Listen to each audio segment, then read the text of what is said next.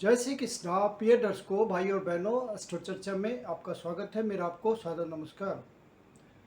आज के वीडियो में हम एक टॉपिक की चर्चा करेंगे एस्ट्रोलॉजी से रिलेटेड। वो टॉपिक है गवर्नमेंट जॉब प्रेडिक्शन। हम कैसे करेंगे, अर्थात किसी कुंडली को देख करके कैसे बताएंगे कि सरकारी नौकरी का योग उस कुंडली के थ्रू रिफ्लेक्ट होता है कि नहीं। तो उसके लिए कुछ सिंपल रूल्स है, उससे आप पता कर सकते हैं कि व्यक्ति के पास सरकारी नौकरी है कि नहीं या होगी कि नहीं। आगे बढ़ने से पहले आप अपने चैनल एस्ट्रो चर्चा को सब्सक्राइब कर लें यदि वीडियो आप पहली बार देख रहे हैं या अभी तक सब्सक्राइब ना किया हो। और यदि वीडियो अच्छा लगता है तो उसे लाइक करें, सब्सक्राइब करें और अपने परिचित जनों को शेयर भी करें। सिंपल तरीका ये है कि कुछ पॉइंट्स आप ध्यान दीजिए। जो बर्थ चार्ट है इसमें कुछ पॉइंट्स पे आप ध्यान दीजिए तो आपको समझ आ जाएगा कि व्यक्ति को सरकारी नौकरी मिलेगी या नहीं, उसके पास सरकारी नौकरी है या नहीं। तो सबसे पहले आपको देखना पड़ेगा कुंडली में सूर्य को, सूर्य की स्थिति को, क्योंकि सूर्य रिप्रेजेंट करता है शासन को, सरकार को, गवर्नमेंट को। और सूर्य के बिना आपको सरकारी नौकरी नहीं मिल सकती। सूर्य राजा है तो वही आपको नौकरी प्रदान करेगा। आपको ये देखना है कि दसम भाव चूंकि कर्म का होता है, मान सम्मान का होता है, प्रतिष्ठा, सरकार से किसी प्रकार का मिलना, वो दसम भाव से देखा जाता है। तो दसम भाव का संबंध सूर्य से यदि बन जाए किसी भी प्रकार और दसम भाव से ना बना तो 11वें भाव से तो जरूर ही बन जाए। किसी भी प्रकार खुद वो पॉजिटेड हो जाए, किसी तरह से कंजंक्ट हो जाए, उसकी राशि हो जाए, नक्षत्र लेवल पे हो जाए संबंध, तो ये इंडिकेट करता है कि व्यक्ति को सरकारी नौकरी मिलने की प्रबल संभावना है। और यदि सूर्य महाराज आत्मकारक है कुंडली में तो वो संभावना और भी प्रबल हो जाती है, 99.99%। आत्मकारक ग्रह उसको कहते हैं जो डिग्री वाइज आपकी कुंडली में सबसे ज़्यादा है, सारे प्लैनेट्स में सबसे ज़्यादा है। राहु और केतु को यहाँ पे नहीं लेंगे। अब सरकारी नौकरी अर्थात स्थायित्व मिल गया आपके करियर को, नौकरी पक्की हो गई, पूरी ज़िंदगी आप नौकरी करेंगे। तो स्टेबिलिटी देने वाला ग्रह है शनि महाराज। तो शनि महाराज नेक्स्ट इम्पॉर्टेंट ग्रह हैं जो कि सरकारी नौकरी के संभावना को पुख्ता करते हैं। शनि महाराज प्रोफेशन को इंडिकेट भी करते हैं कुंडली में। तो शनि महाराज अगले महत्वपूर्ण ग्रह हो गए जिसके आशीर्वाद के बिना आपको कैरियर में स्थायित्व तो नहीं मिल सकता। उसके बाद आपको देखना है पांचवा भाव और नौवां भाव। पांचवा भाव पूर्व पुण्याज का होता है जिसके प्रताप से आप इस जन्म में सफल होते हैं सरकारी नौकरी में, और नौवां भाव आपके भाग्य का होता है। तो इन दोनों के बिना आपको सरकारी नौकरी नहीं मिल सकती। तो आपको देखना है क्या इन भाव या भाव के मालिक का संबंध नक्षत्र लेवल पे, राशि लेवल पे, किसी तरह का कंजंक्शन के थ्रू क्या इन सब ग्रहों से हुआ है, दसम भाव से हुआ है। तो वो एक एडिशनल पॉइंट हुआ चेक करने का।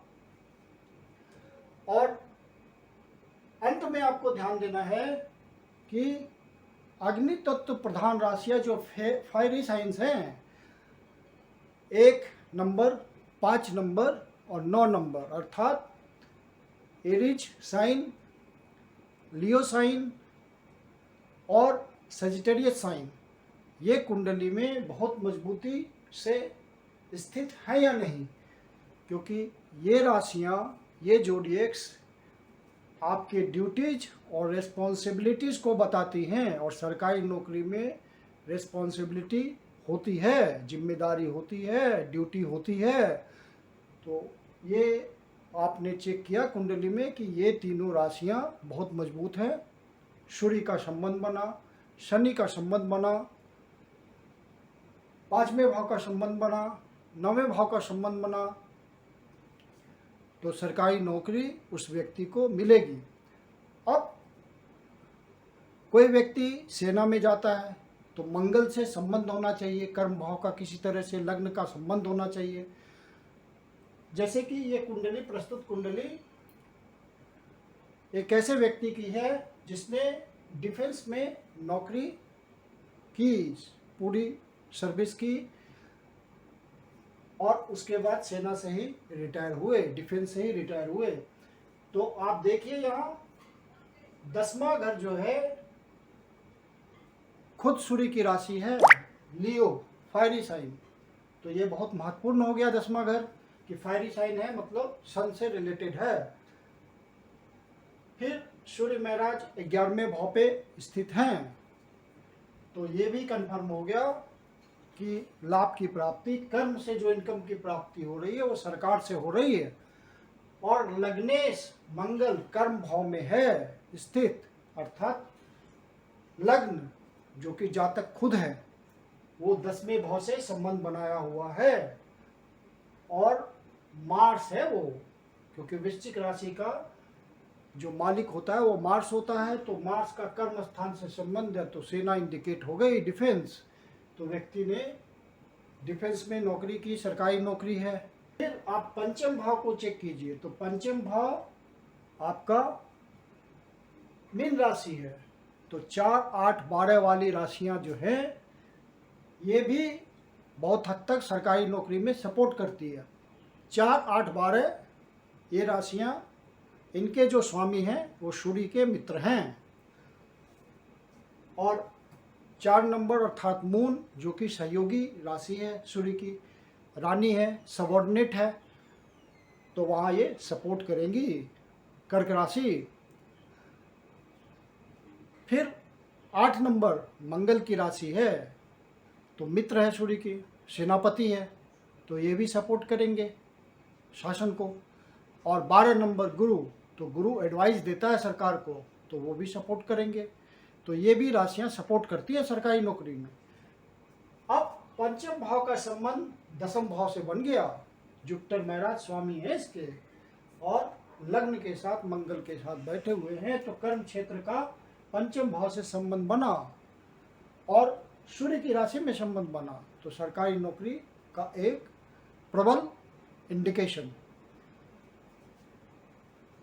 9वां भाव कर्क राशि है, जो कि एक इंडिकेशन है सरकारी नौकरी का, और यहाँ का स्वामी लग्न में जाकर के स्थित है, तो ये भाग्य का सपोर्ट हो गया। तो सरकारी नौकरी इस व्यक्ति ने की, डिफेंस में नौकरी की। तो इतने पॉइंट्स को आप एनालाइज कर लेंगे बर्थ चार्ट में, तो आपको सिंपली पता चल जाएगा कि व्यक्ति के पास सरकारी नौकरी है या नहीं, या होगी या नहीं। इसको नक्षत्र लेवल पर भी आप चेक कर लीजिए। यदि नक्षत्र लेवल पर संबंध बनता है तो वो भी एक पुख्ता संबंध है नौकरी लगने का।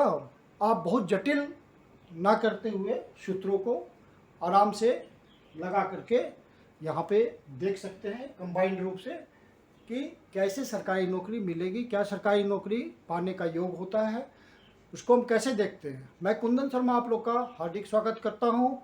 यदि आपके जीवन की कोई समस्या है जिसका समाधान आप हमसे चाहते हैं तो कंसल्टेशन ले सकते हैं।